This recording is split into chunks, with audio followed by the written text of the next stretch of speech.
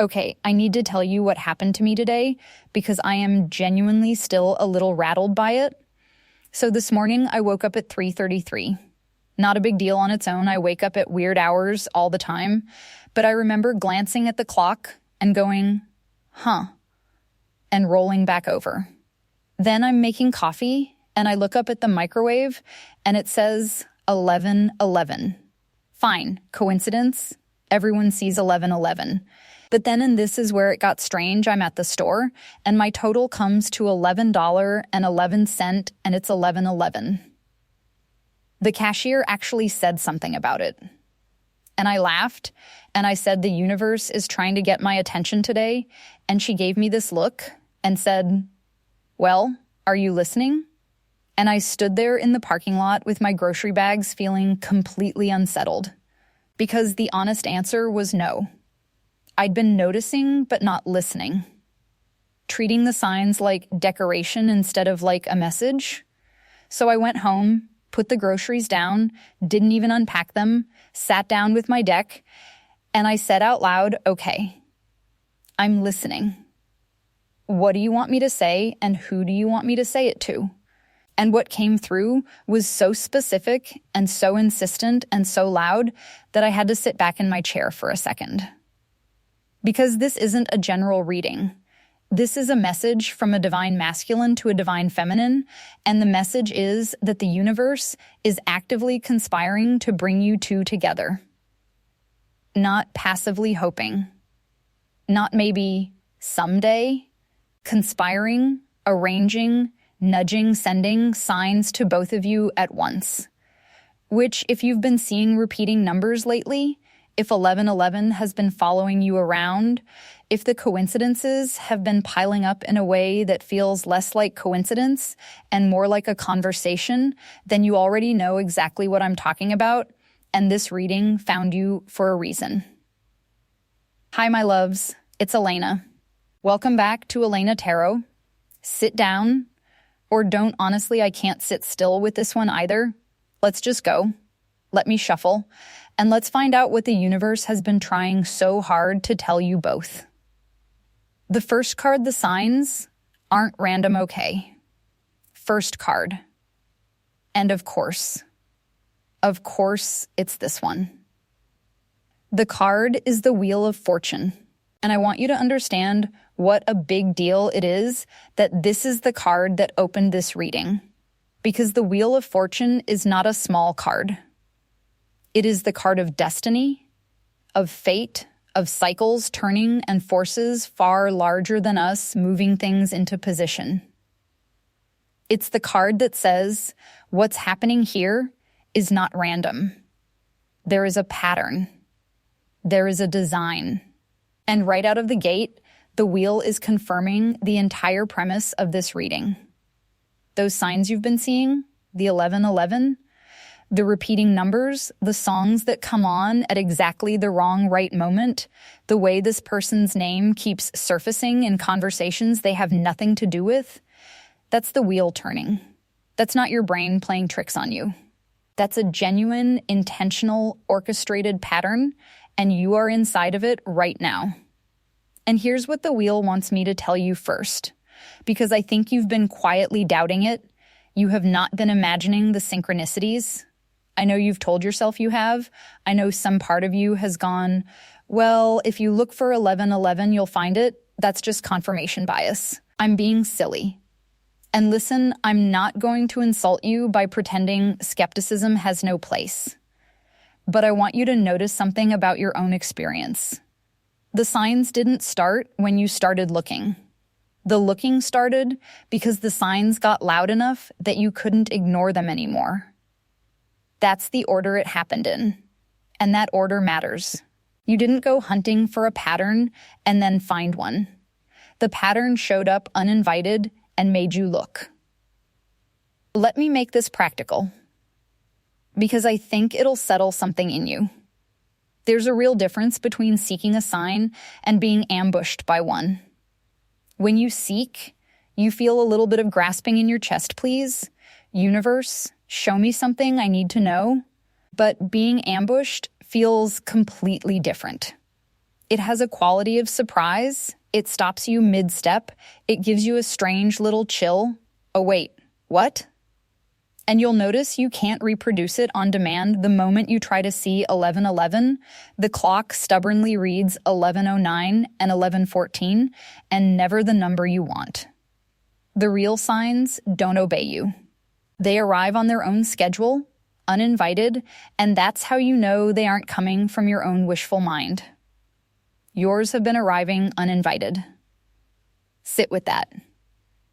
Comment 11:11 if the numbers have been following you around lately, if the signs got so loud you couldn't dismiss them anymore. I want to see how many of us the universe has been shouting at this week. And I want to add one more thing about the wheel, because it's the part that people miss, and it's genuinely the most hopeful thing in this card. The Wheel of Fortune turns. That's its entire nature. Which means that whatever position you have been sitting in, and I suspect you've been sitting in a hard one, it is not permanent. Wheels don't stop. They can't. It is literally against the nature of the thing. So if you've been at the bottom of this connection, waiting, wondering, watching him not move, feeling like you've been stuck in the same painful position for so long that it started to feel like the permanent state of things, the wheel is telling you something urgent, that position is ending. Because positions on a wheel always end. Not because you did anything special, not as a reward, simply because that's what wheels do. What was at the bottom comes up. What was stalled starts moving. And here's what makes the wheel appearing first so significant. It didn't show up in the middle of this spread as one factor among many. It showed up as the frame, which means the entire message of this reading is happening inside a turning. Everything else we're about to look at, his feelings, his fear, his sudden movement, all of it is being carried by a cycle that has already begun to move. You are not standing still and hoping something changes. You are already in motion. You just haven't felt the turn yet. The way you don't feel the earth spinning, even though it never stops. Next card. The second card, the signs are being sent to them to okay. Second card. And this one made me put my hand over my mouth a little. The card is the Two of Cups. And in a reading about signs and synchronicity, the Two of Cups is telling me something very specific and honestly kind of thrilling. The signs are not just for you. They're being sent to both of you. At the same time, the Two of Cups is the card of two things mirroring each other, two cups raised simultaneously, two people arriving at the same recognition from opposite sides of the room. And that's what's happening here. Everything you've been experiencing, the numbers, the coincidences, the strange feeling that something is being orchestrated, this divine masculine has been experiencing his own version of it, on his own timeline, in his own life. And he's been having the exact same reaction you've been having, which is, this is strange. This keeps happening. Why does she keep coming to mind? Think about what that actually means for a second. The universe is not whispering to one of you and hoping you'll pass the message along. It's running the same conversation on two separate lines. Two people in two different places, both being tapped on the shoulder, both looking around going, did anyone else feel that? That's not a coincidence. That's a coordination. And here's the part that gives me chills. He probably doesn't have a framework for it. That's the difference between you. You have a spiritual vocabulary. You know what 11:11 means. You know what a synchronicity is. You have the language for it. He very likely doesn't. So he's been experiencing all the same phenomena you surfacing in his mind for no reason, small coincidences that keep pointing back to you, an inexplicable pull he can't account for, and he has no idea what to call it. He just knows something weird is going on and he can't shake you. Let me give you the practical picture. Have you ever watched two people fall in love from the outside before either of them knew? You could see it. It was so obvious. And they both kept saying, I don't know, I just keep thinking about them, it's weird. Both of them. Separately to their own friends. Neither of them realizing the other was doing the exact same thing. That's what the universe looks like when it's working on two people at once. From the inside, each person just feels a private, inexplicable pull and thinks they might be crazy. From the outside, from where I'm sitting with these cards, it's the most obvious thing in the world. You're both being worked on. Neither of you knows the other is getting the same messages. And there's a detail in the Two of Cups I have to point out because it changes how you should read this whole connection. In the traditional image, the two figures are both holding out a cup, not one offering and one receiving, both offering simultaneously in the same gesture. Which means what's being described here is not one person pursuing and one person being pursued. It's a mutual extension. Two hands reaching at once. Sit with that, because I suspect it contradicts the story you've been telling yourself. I'd bet money you've cast this as one-sided. You've been the one feeling it, you've been the one noticing, you've been the one seeing the signs, and so you've concluded that the caring is asymmetrical. That you're the one holding a cup out to someone who has both hands in his pockets. The Two of Cups says no. He has a cup too. He's just holding it lower and closer to his chest where you can't see it. Next card.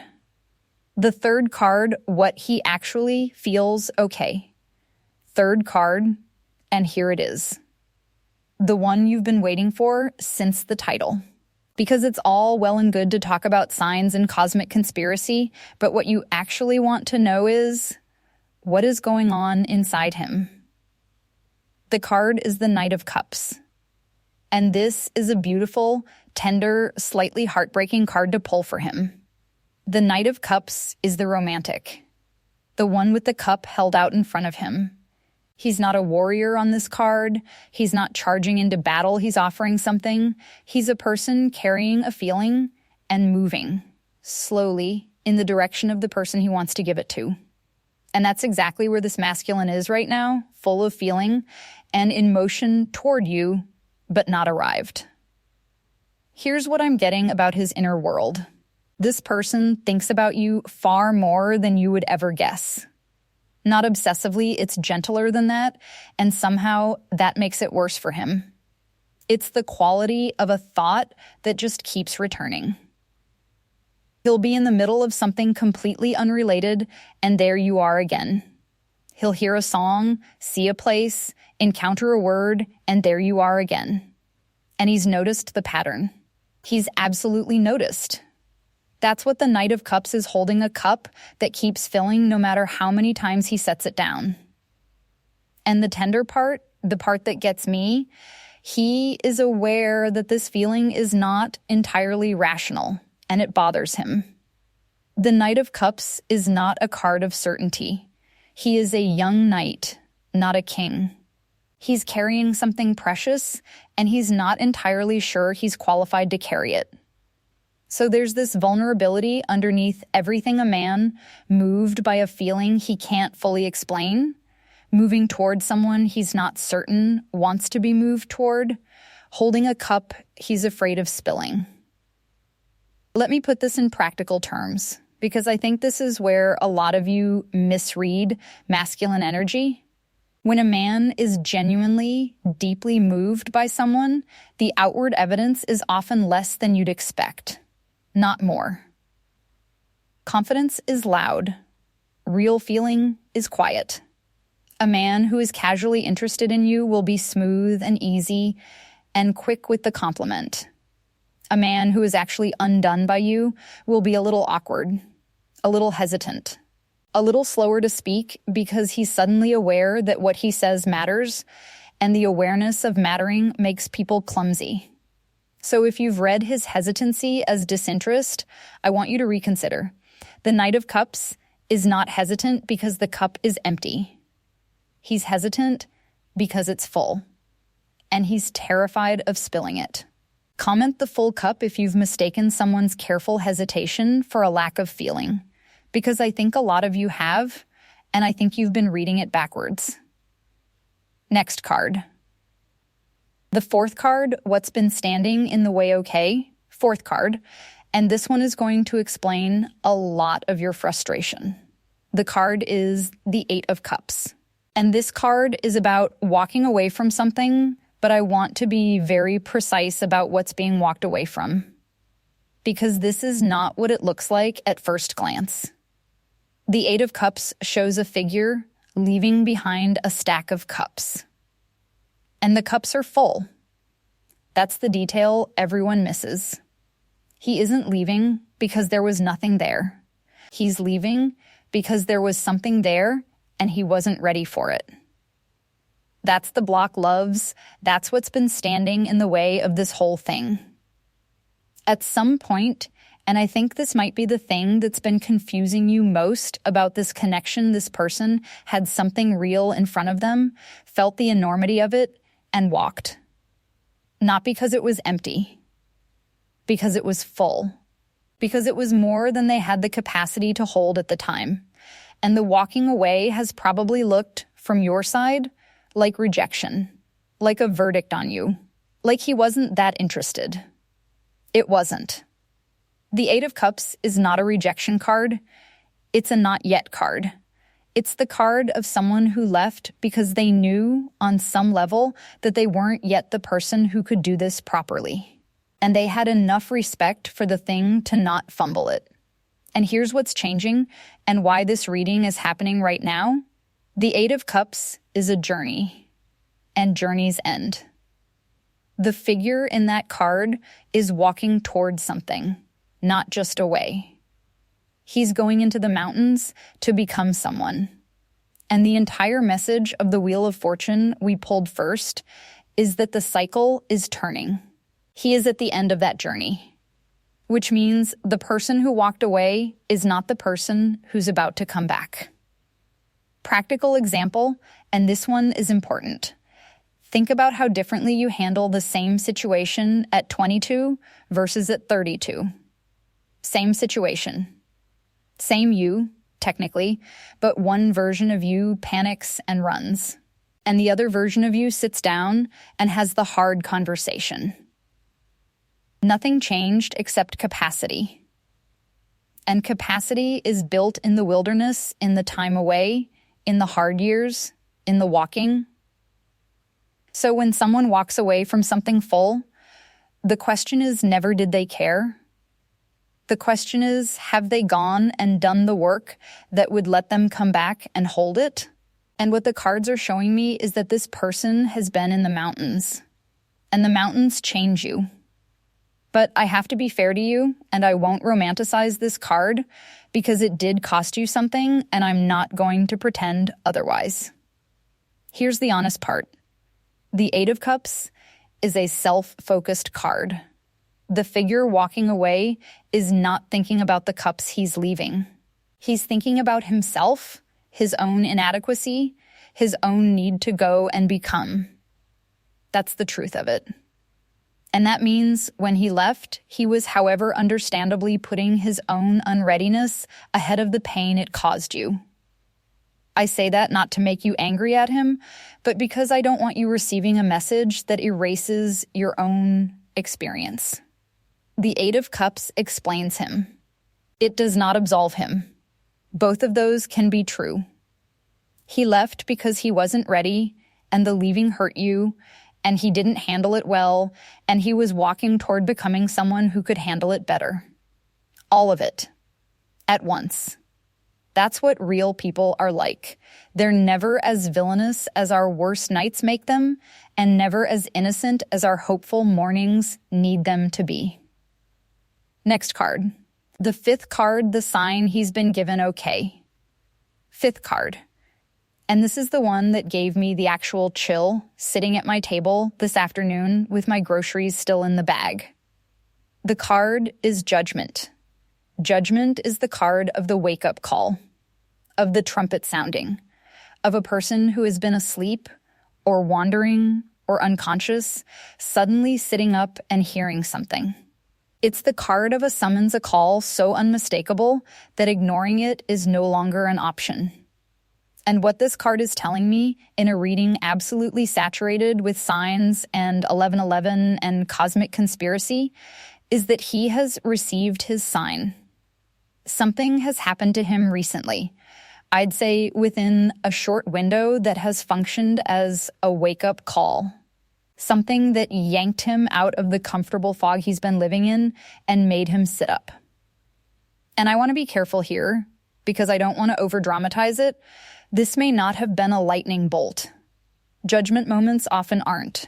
Sometimes it's a conversation, a song, a dream, a moment where he saw something and something in his chest went, oh, a single sentence someone said in passing that landed on him like a piano.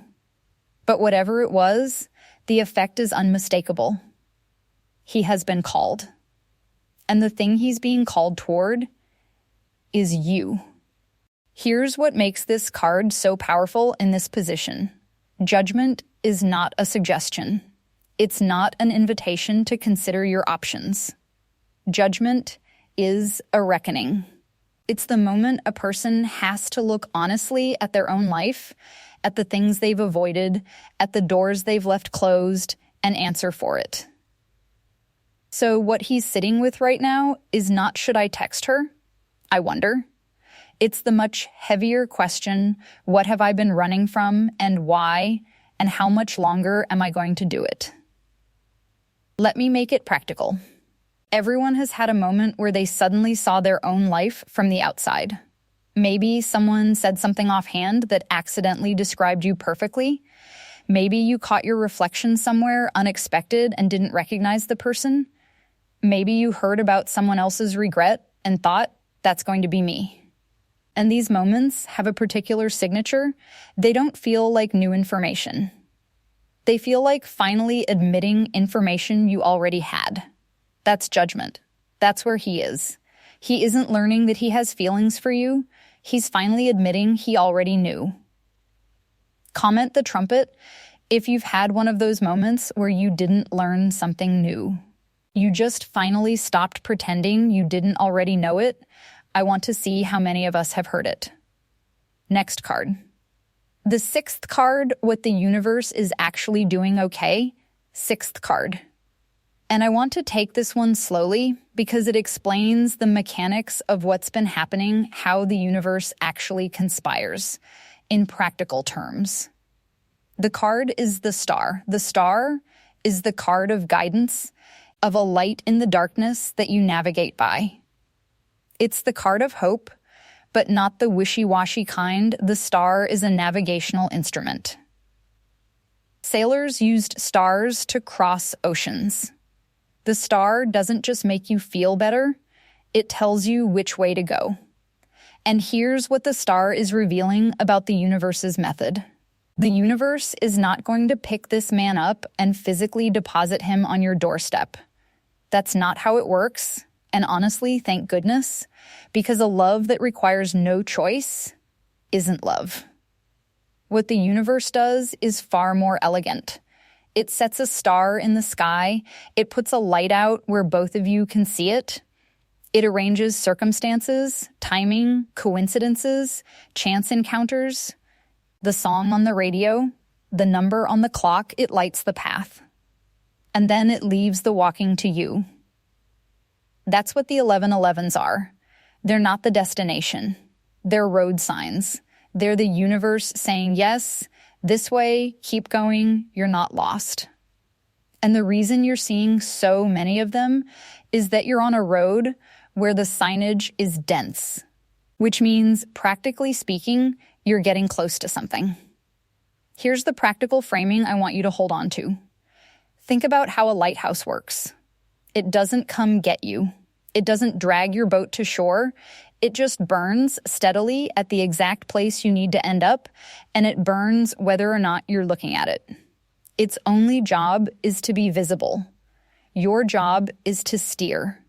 And the tragedy of every shipwreck is not that the light wasn't there, it's that someone wasn't watching, or saw it and didn't turn. So the universe has lit the light. It's been lighting it for a while now, more and more urgently, which is why the signs have been escalating. But the steering is still yours. And his. That's the deal. The universe conspires, it does not carry. And I want to answer the question that always comes up here, because I know some of you are thinking it. Elena, if the universe wants it, why do I have to do anything? Shouldn't it just happen? Here's my honest answer. Because a thing that just happens to you isn't yours. Think about it practically. Think about the difference between a gift someone hands you and something you built with your own hands. Both are good, but you'd run into a burning building for the second one. Value isn't only in the having, it's in the participating. And a love that arrives without any courage from you would be a love you'd never fully trust, because you'd never have proven to yourself that you'd choose it. The star doesn't insult you by carrying you. It respects you enough to light your way and let you walk. That's not the universe withholding. That's the universe treating you like an adult with a soul and a will, rather than a piece of furniture to be rearranged. The signs are not a substitute for your courage. They're an encouragement to it literally, a giving of courage. Every 1111 is the universe saying keep going, not sit down, I've got it. Next card. The 7th card where you've been blocking it okay. 7th card. And I'm going to be honest with you, because I love you and this reading isn't only about him. The card is the 2 of Swords. The 2 of Swords shows a woman blindfolded with 2 swords crossed over her heart. She's sitting perfectly still. And what this card describes is a person who is refusing to look, not out of stupidity, out of self-protection. She's blindfolded herself because she can't bear to see, and she's crossed the swords over her heart because she's decided she'd rather be defended than open. And loves this is you, right now, about this. I know why you've been hurt in this connection. The 8 of Cups moment when he walked that damaged something. And so you have made a very reasonable, very understandable decision. You will not let yourself hope. You'll watch. You'll notice the 1111s. But you have crossed 2 swords over your heart, and you have told yourself very firmly, I am not going to let myself believe in this again. Here's the problem, and I say it gently. The blindfold doesn't only block out the bad, it blocks out the signs. 2, it blocks out him. You've been receiving an enormous amount of guidance from the universe and simultaneously refusing to fully look at it, because looking would mean hoping, and hoping is the thing you swore you wouldn't do again.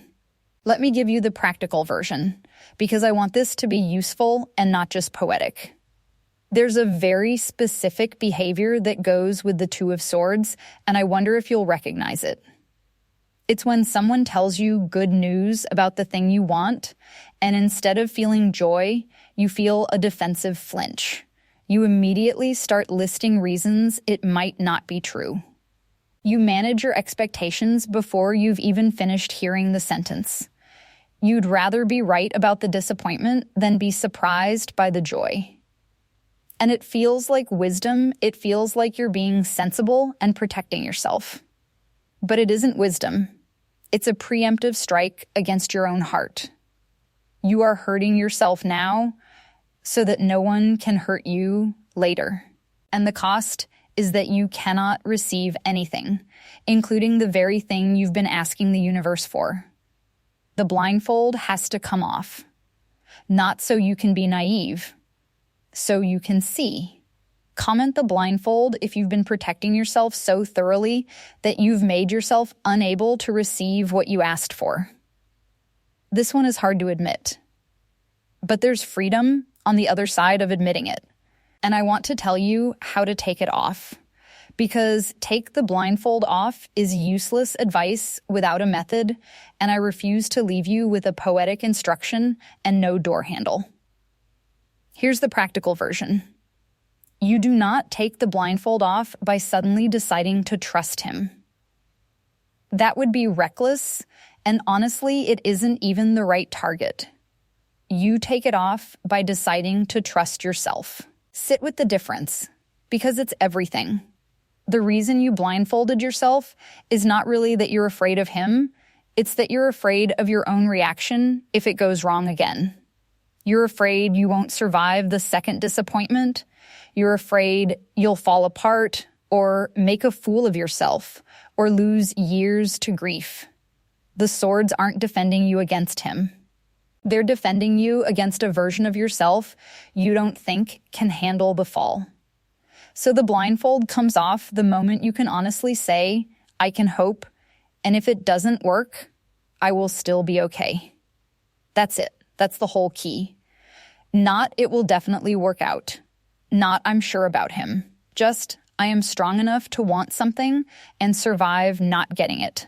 The moment that's true, hope stops being dangerous because it stops being all you have. And here's the beautiful mechanical result of that shift. A woman who can hope without needing the outcome is a woman who cannot be devastated, and a woman who cannot be devastated has no reason to keep the swords up. The defenses become unnecessary, not because the danger disappeared, but because you got bigger than it. That's the real work in front of you between now and the moment he moves. Not waiting. Growing into the size of your own hope. Next card. The 8th card, what he's about to do okay. 8th card. And this is the one you're going to want to hear. The card is the Ace of Wands. The Ace of Wands is a hand appearing out of nowhere, holding a branch that is bursting into leaf. It is the card of a sudden beginning, of an impulse that arrives fully formed, of initiative, actual initiative, not the thinking about initiative that he's been doing for who knows how long. And what it's telling me is that this man is on the edge of an action. The wheel turned. The judgment trumpet sounded. He heard it. He's been in the mountains long enough.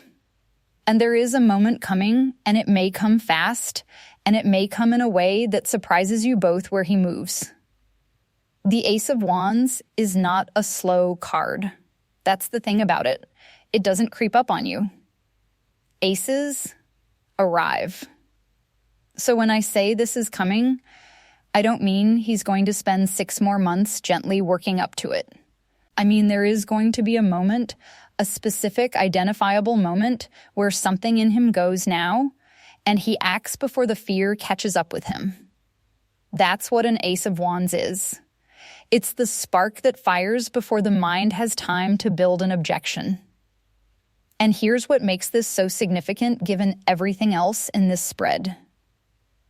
He walked away once from something full, the 8 of Cups.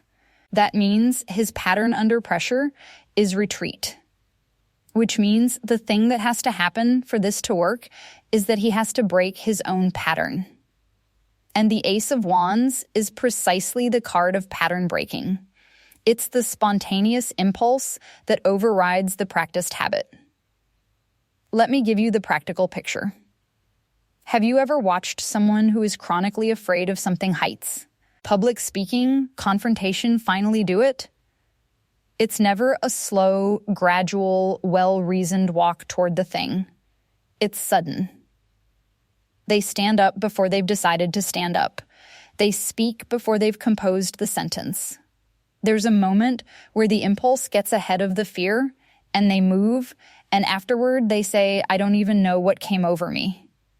That's an Ace of Wands. That's how avoidant people finally act. Not through careful planning, through a sudden, unplanned surge that catches even them by surprise. And that's what's coming. Next card. The 9th card, the timing okay, 9th card, and you want to know when. Of course you do. The card is the 6 of Wands, And I have to laugh, honestly, because the Six of Wands is the card of the victory parade. It's the rider coming home crowned with people cheering. In a spread this loaded with waiting and blindfolds and mountains, the universe drops the card of arrival.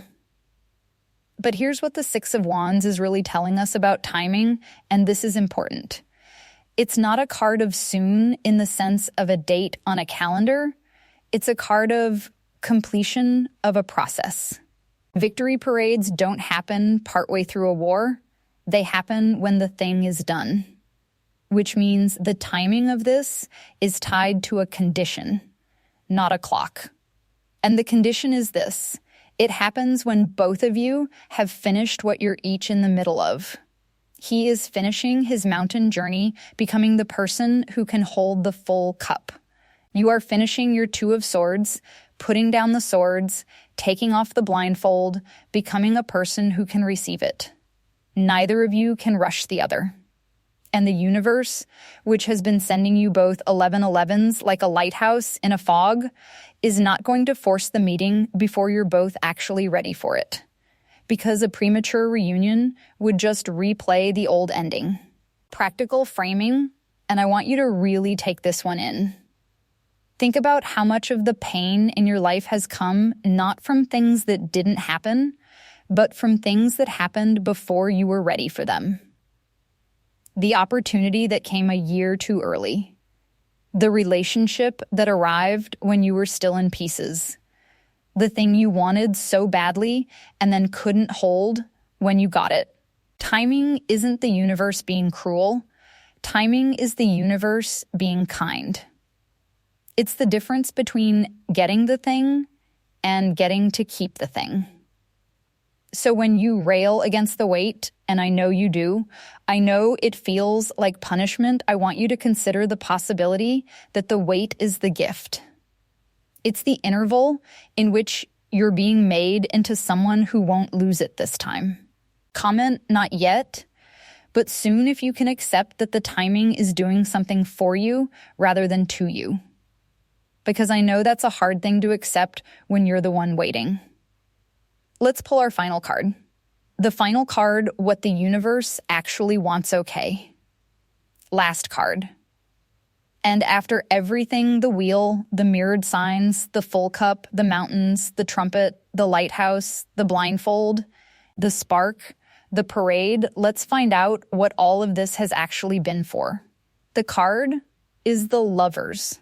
Of course it is, but not for the reason you think. Everybody sees the Lovers card and thinks romance, soulmates, destiny, that's my person. And yes, all of that is here, and it's real, but the Lovers is a far more serious card than that. Because the Lovers is, at its core, the card of a choice. It always has been. It's a card about standing at a crossroads and choosing with your whole self, with your eyes open, with full knowledge of what it costs. And that's the entire message of this reading, and I want you to hear it clearly, because it's the thing that separates a real spiritual message from a comforting fantasy. The universe wants you together, and the universe will not do it for you. Those two things are both true, and they have to be held at the same time. Everything we've seen tonight, the wheel turning, the signs arriving uninvited, the trumpet sounding for him, the star lighting the path, all of that is the universe doing its half. It has moved heaven and earth to bring the two of you into position. It has been shouting at you both.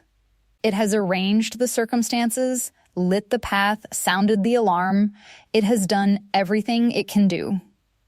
But the Lovers card is the moment two people stand there, in the light of everything that's been arranged, and have to choose each other anyway. Freely, without being forced. That's what makes it love instead of fate. Fate can put two people in the same room. Only a choice can make them stay. Here's the practical truth I'll leave you with on this card. Ask anyone who's been in a long, real, lasting love, and they will not tell you a story about destiny. They'll tell you a story about 1,000 small choices. The choice to have the hard conversation instead of the silent treatment. The choice to stay one more day. The choice to be the first to reach out. Destiny brought them into the room. Choices built the house. So when I tell you the universe wants you together, I am not telling you to sit still and wait for it to happen.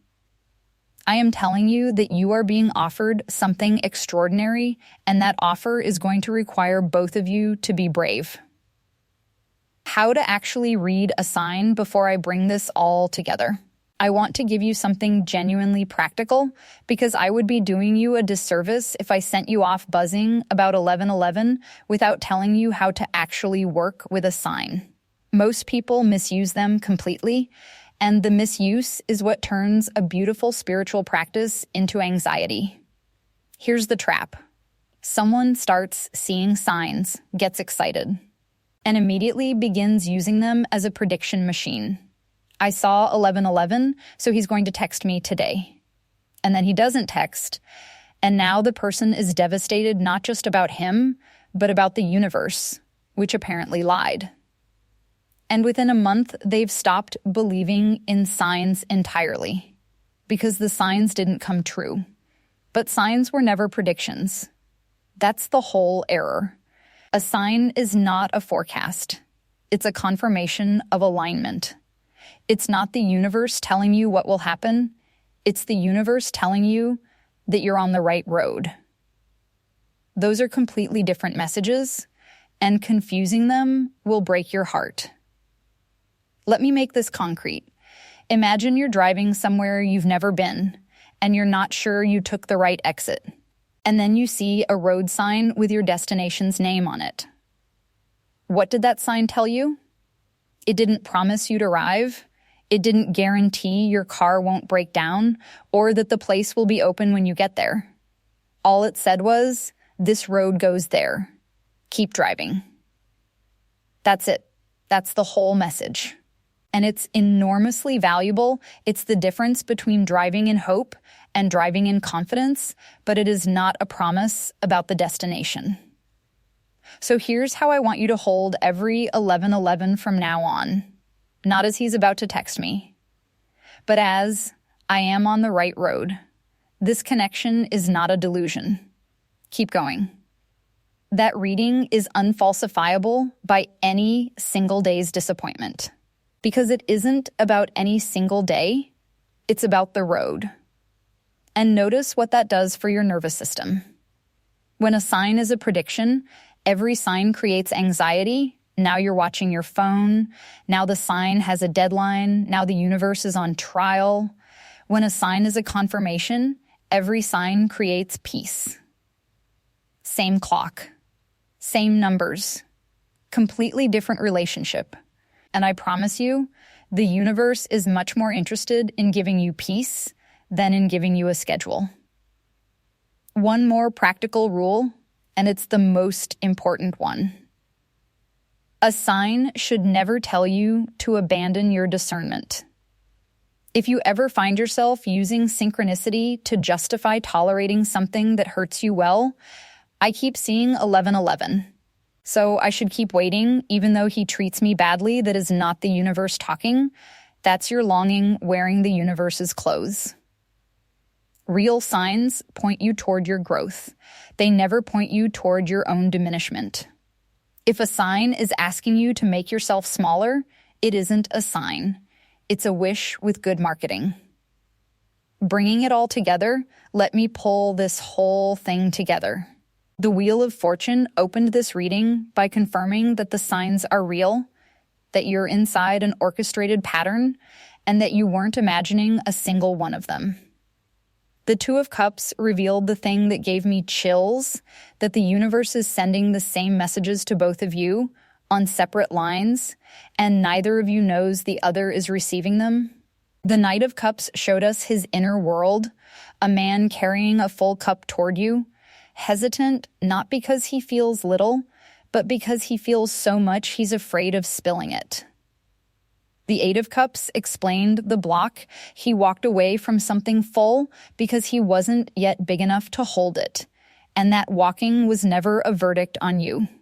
Judgment told us he's been called, that a wake-up moment has already found him and that he isn't discovering his feelings, he's finally admitting them. The star revealed how the universe actually works. It lights the path. It doesn't carry you down it. The Two of Swords turned the mirror on you. You've blindfolded yourself and crossed swords over your heart. And in protecting yourself from disappointment, you've made yourself unable to receive the very thing you've been praying for. The Ace of Wands promised sudden movement, the pattern-breaking impulse, where he acts before the fear can stop him.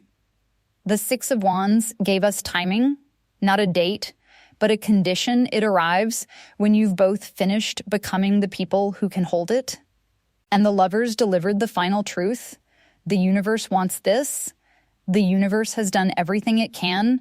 And the last step is a choice only the two of you can make. So here's what I want you to walk out of here holding. You have been asking the universe for a sign. And I want you to notice something. You got them. Over and over. To the point of absurdity. To the point where a stranger at a checkout counter asked you if you were listening. The universe has been answering you for weeks. The question was never whether the answer would come. The question was always whether you'd take the blindfold off long enough to see it. He is coming. Not because I promise you he is, but because everything in this spread the sounded trumpet, the finished mountain. The spark that hasn't struck yet, but is loaded points toward a man who is running out of ways to avoid what he already knows. And when he arrives, he is not going to arrive smooth and certain. He's going to arrive as the Knight of Cups. A little clumsy, a little terrified, holding something full. Your job between now and then is not to wait. Waiting is passive, and it's beneath you. Your job is the Two of Swords work to gently, deliberately put down the defenses you built for very good reasons, and to become someone with open hands. Not naive hands. Open ones. There's a difference, and the difference is everything. And when the moment comes and the Lover's card asks its question, will you choose this, with your eyes open, knowing exactly what it costs? I want you to already know your answer. Because the universe has done its part. It has been screaming at you in numbers on clocks and totals at checkout counters and songs on the radio and a name that won't stop surfacing in your mind. It has arranged everything it can arrange. The rest is yours and his. And that's not a disappointment, that's the whole point. A love the universe hands you isn't love. A love you choose, standing in the middle of everything the universe arranged to make it possible, that's the real thing. That's what the Lover's card is. That's what's on offer. That's the reading, my loves. Intense, exactly like the title promised, and honestly, a little bit more than I was expecting when I sat down with my groceries still in the bag. If this landed for you, if you got chills, if a specific person came to mind and hasn't left, if you've been seeing 1111 and quietly wondering if you were losing your mind, please like this video on your way out. It genuinely helps this message find the people it's meant for. And subscribe to Elena Tarot, because when messages come through this loud, I have to bring them straight to you. Tell me in the comments which card hit you hardest. The mirrored signs, the full cup, the blindfold you didn't want to admit you were wearing. I read every single one. And if you already know exactly who this masculine is, you don't have to name him. Just drop 1111 in the comments. So I know the universe reached you too. Thank you for being here today. And thank you for having the kind of heart that notices when the universe is trying to speak. Most people don't. Most people see the clock at 11:11 and look away.